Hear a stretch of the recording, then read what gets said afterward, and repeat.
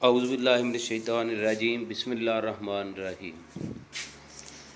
ارشاد نبوی کچھ اس طرح ہے کہ تم میں سے بہترین مسلمان وہ ہے جس کے ہاتھ اور زبان سے دوسرا مسلمان محفوظ رہے۔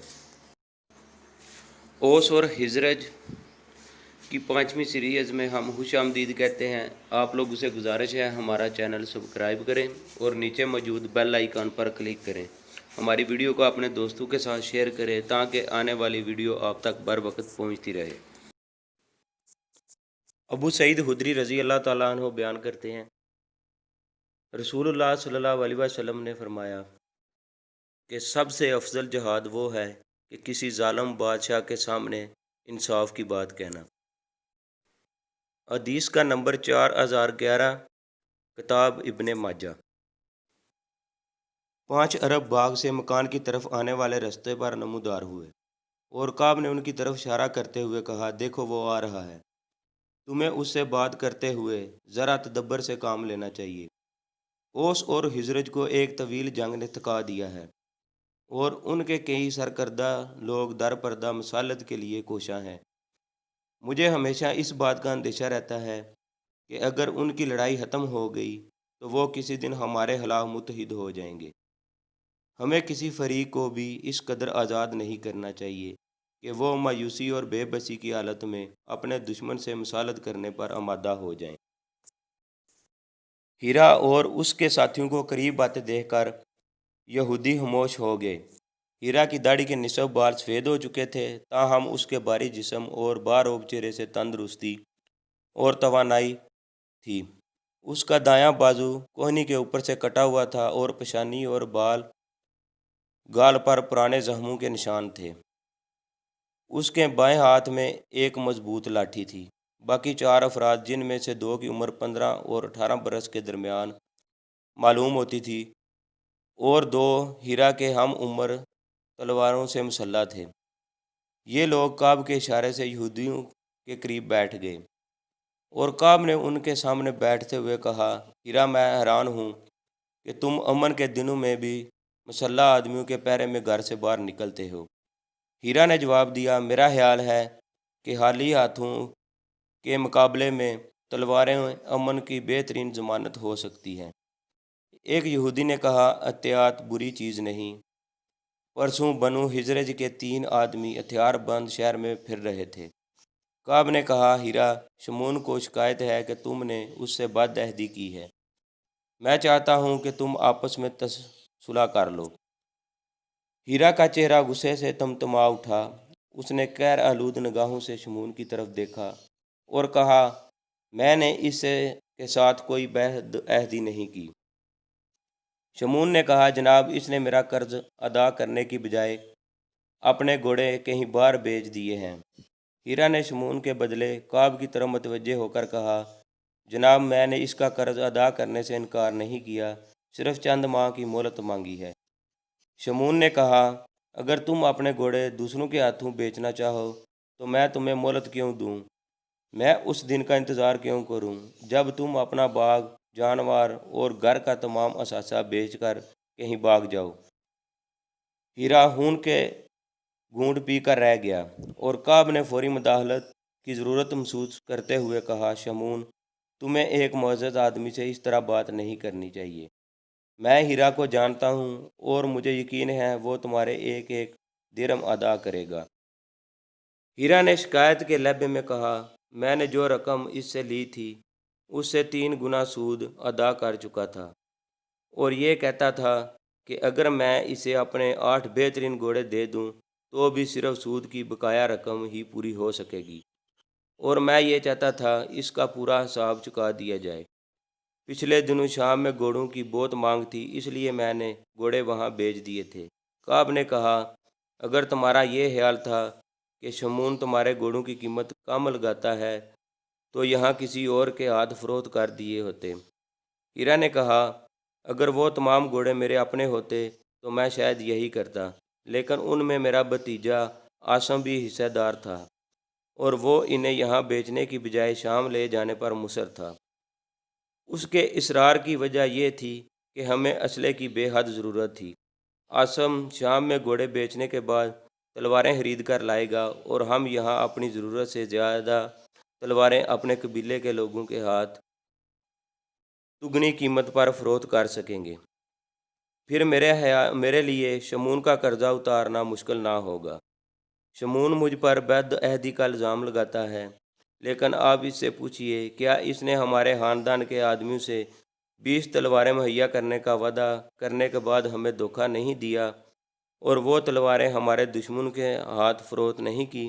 शमून ने कहा, जब कबीला हिजरज के लोग मुझे ज़्यादा कीमत देते थे तो मैं तुमसे सौदा क्यों करता।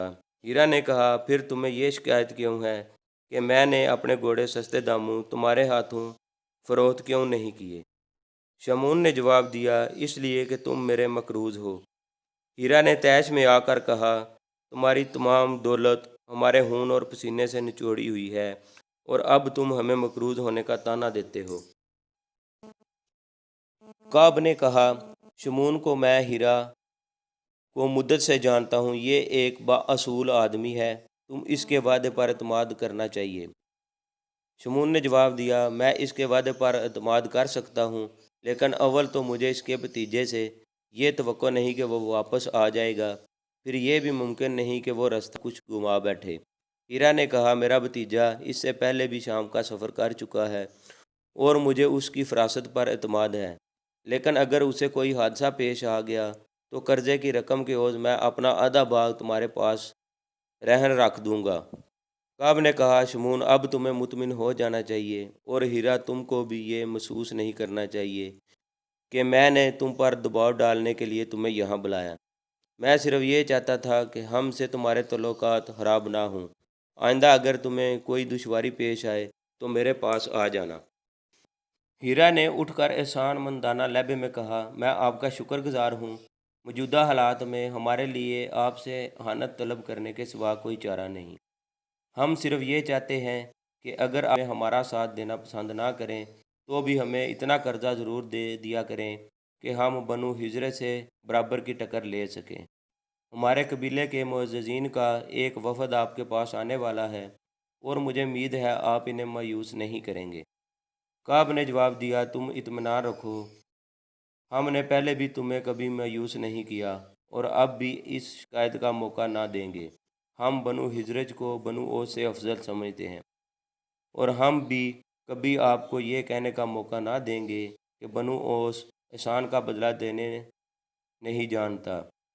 हीरा ये कहकर वहाँ से चल दिया और उसके साथी उसके पीछे पीछे हो लिए। काब कुछ देर एक मैनी हेज मुस्कुराहट के साथ उनकी तरफ देखता रहा और जब वो नहलस्तान में गायब हो गए तो शमून से मुखातब होकर पूछा, शमून अब तुम सच बताओ, ये दुरुस्त है कि तुम्हारे बेटू ने सिर्फ उमैर बिन आदि से मजाक किया था और आसम को इस पर बिला वजह गुस्सा आ गया था। हाँ, मैंने अपने बेटों के अलावा उमैर से भी तस्दीक की थी।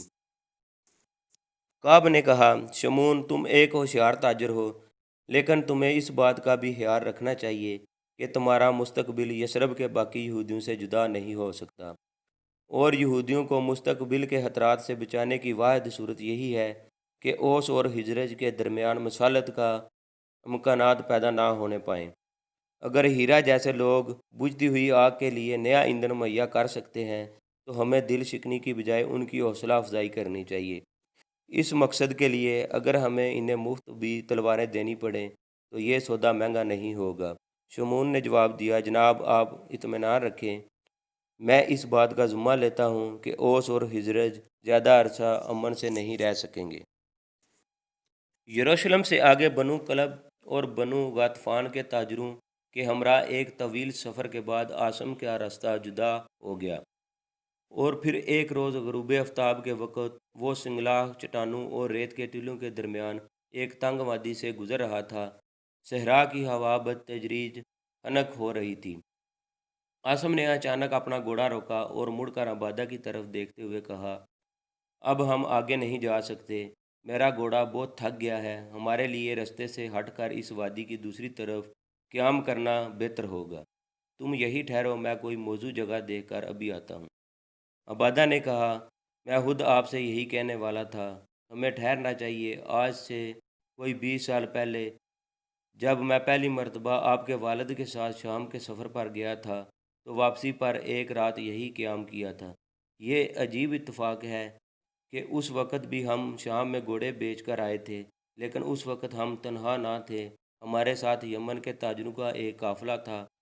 وہ دن بہت اچھے تھے، ہمارے ساتھ قبیلہ خزرج کے چند آدمی بھی سفر کر رہے تھے اور ہمیں ایک دوسرے سے کوئی خطرہ نہ تھا۔ جب ہم دمشق سے واپس روانہ ہوئے تو عبادہ کے ذہن میں ایک پوری داستان کا مواد آ چکا تھا، لیکن عاصم نے اچانک باغ موڑ کر گھوڑے کو ایڑ لگا دی اور آن کی آن میں بائیں ہاتھ ریت کے ایک ٹیلے پر جا پہنچا۔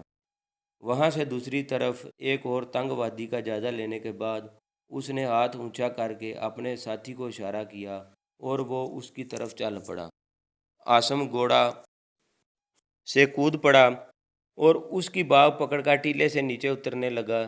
نصیب میں ایک جگہ کی چند جھاڑیاں تھیں۔ عاصم نے ان کے قریب پہنچ کر گھوڑے کا ساز اتارا اور اس کے گلے کا رسا کھول کر ایک جھاڑی سے باندھ دیا۔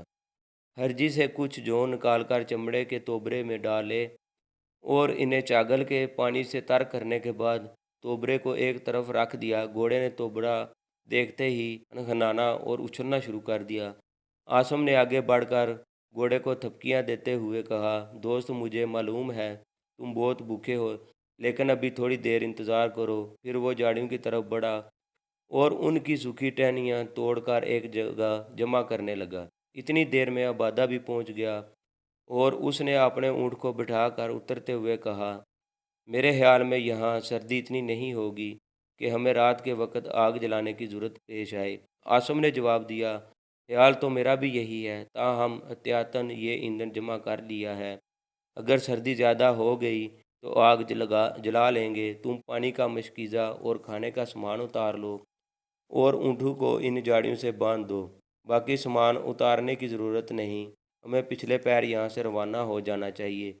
میں چاہتا ہوں کہ چاند ہم گھر پہنچ کر دیکھیں، مشکیزے میں پانی کافی ہے، تم کچھ گھوڑے کو پلا دو، میں نے توبرے میں جو بھگو دیے ہیں۔ عاصم تقریباً 4 مہینے کی طویل سفر کے بعد اپنے گھر جا رہا تھا اور راستے کی تمام دشواریوں کے باوجود اس کا یہ سفر اس کی توقع سے زیادہ کامیاب رہا تھا۔ امن کے دنوں میں عرب کی حدود کے اندر عاصم اپنے آپ کو نسبتاً محفوظ سمجھتا تھا، تاہم قافلے سے جدا ہونے کے بعد اس نے احتیاطاً راستے کی صرف ان بستیوں سے گزرنا مناسب سمجھا جن میں رہنے والے قبائل اہل یثرب سے دوستانہ تعلقات رکھتے تھے۔ اسے اس بات کا شدید احساس تھا کہ اس کا بحری عافیت گھر پہنچنا اس کے خاندان کی عزت کا مسئلہ ہے، اور اب وہ کسی ناخوشگوار حادثے سے دو چار ہوئے بغیر اپنی منزل مقصود کے قریب پہنچ چکا تھا۔ جب وہ سوچتا کہ میں صرف کپڑا فروخت کر کے اپنے چچا کا تمام قرضہ چکا سکوں گا اور دمشق کے خوبصورت تلواریں دکھا کر قبیلہ اوس کے ہر نوجوان سے داد و تحسین حاصل کر سکوں گا، تو اس کے دل میں خوشی کی ایک لہر دوڑ جاتی۔